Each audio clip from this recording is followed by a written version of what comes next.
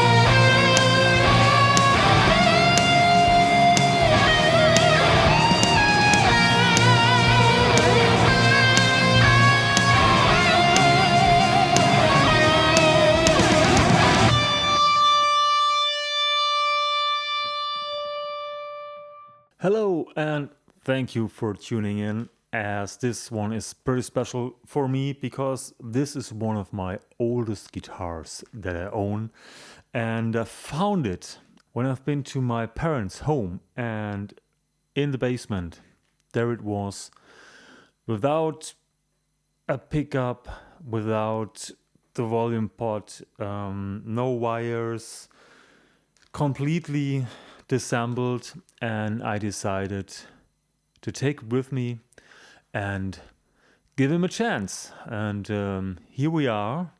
I recorded my first track with it, and I want to tell you the story behind this mysterious guitar. First of all, I have to tell you, I like one pickup guitars, just one pickup. Like Eddie, like so many other players out there, Leslie West, it's enough. It's basically enough. And I decided to put an EMG in here. Not an active one. It's one of these passive ones. Why passive? It's easier to install. No, that's not right. I actually don't know. I saw it and I liked it and I ordered it and put it in, and it's pretty easy to install. Please also check my video for installing my 81s into my Les Paul. Yes, and so in here right now we got this EMG passive. It's not an SA, it's the H3 by EMG, and I think it's like an 81 kindish pickup without being active. The reason why I bought it is because I like the look of EMGs, and especially in a guitar like this, it's like I like to have this black thing over here. The thing I like about the new passive EMGs is that you can't see the difference between an active and a passive anymore. In the previous models you had like the H model printed on there, and now it's gone.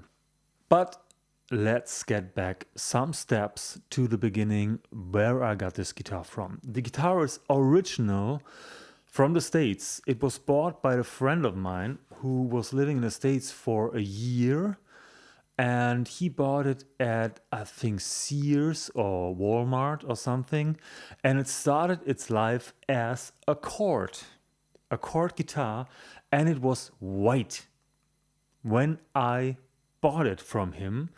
Actually, I didn't give him money. I think I gave him one of my Squier struts, which I completely... I took all the paint of it, and it looked more and more like one of Ritchie Blackmore's natural strats, the 70s strats. And he liked that, and so he gave me this one, and I gave him the Squier Ritchie Blackmore strat.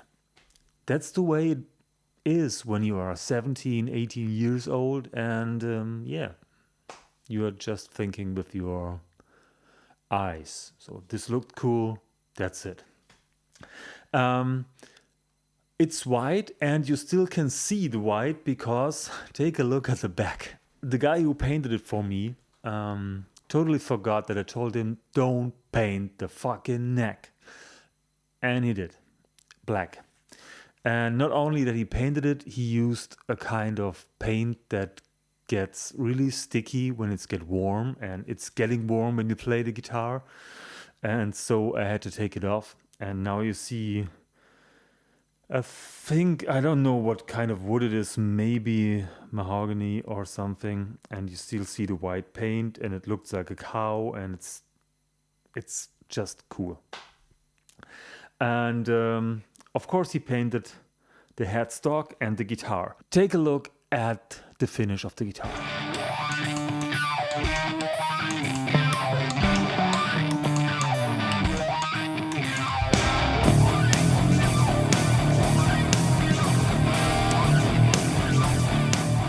Well, my band at this time was called The Lazy Bones, and so he put the Lazy Bones on it, and a skull and some bones, and this kind of freaky looking guy that you can see up there.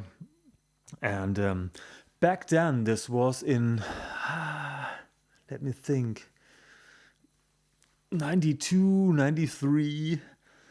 Airbrush was still a new thing. So what he did was pretty cool, and not a lot of guitar players had guitars like this in my area.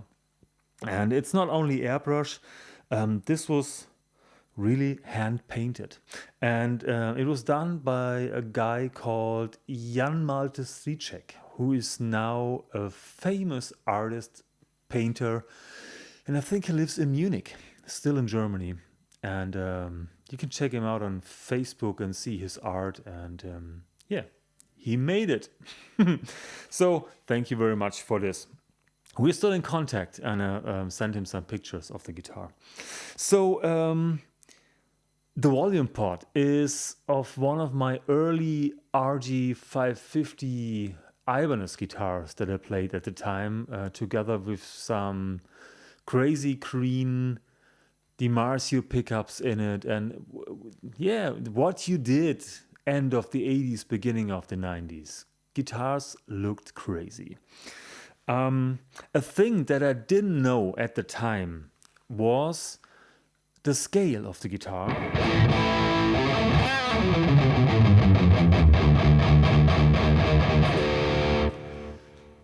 It's a Gibson scale, so it's a shorter scale than PRS, shorter than Fender.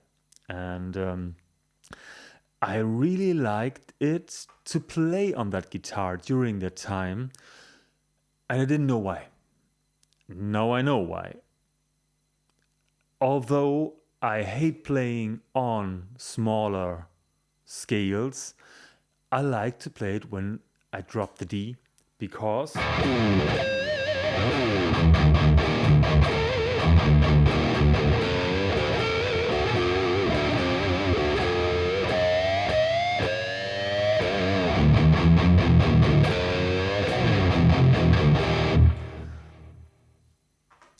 I think it sounds bigger.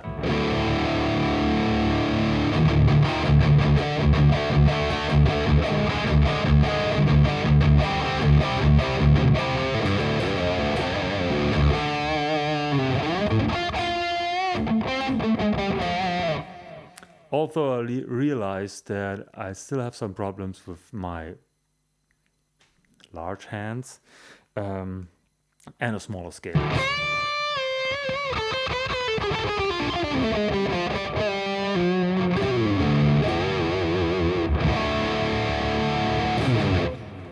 Okay, what else did I do to the guitar? I changed the tuners to kind of, I think, Cluson style.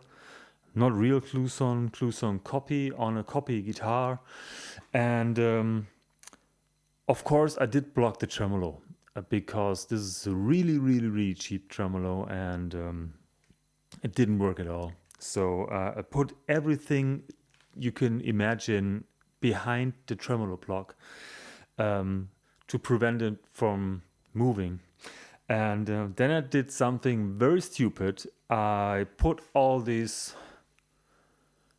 tape on the back, and which makes it really hard to change strings. But yeah, that's the way. I still have my address sticker from the time on there from my parents' house. Of course, the EMG sticker, this is new, and some other sticker of session music in Frankfurt.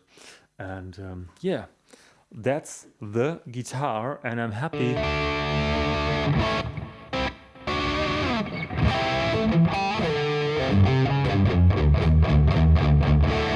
To have it back in my life. I really don't know if I will use it that often, but it's a nice guitar to just jam around with and do some crazy woody noises.